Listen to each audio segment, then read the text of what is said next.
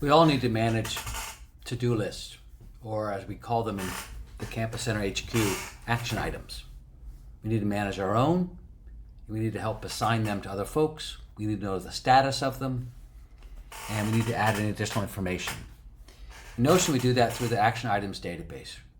When you create a new action item, in this case, it defaults to this template. So, call the mayor.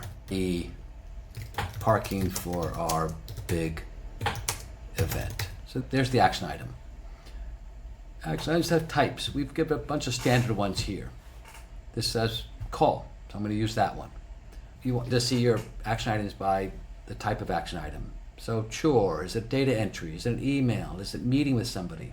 Do you have to plan? Do you have to read? Tech support. Is it training? Are you writing something? Those are just a few. You can add more as you go along. Very importantly, action items have a status.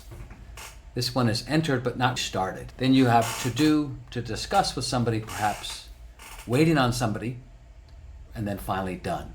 Again, you can edit these. The three major sections are to do, it's in progress or complete, and within them you can have additional specific statuses. Who is it assigned to? Who on your team is this assigned to? In this case, I'm going to assign it to myself. We then have a due date, which is the day you plan to do it, and then a DUE date, the date it has to be done by. This one is very rarely used. The due date is really how you manage your to-do list. I'm going to do that tomorrow. Then you have what project it's attached to, and we have a whole series of them to think about. And maybe this is a community partnership event, so I'm going to put that in there.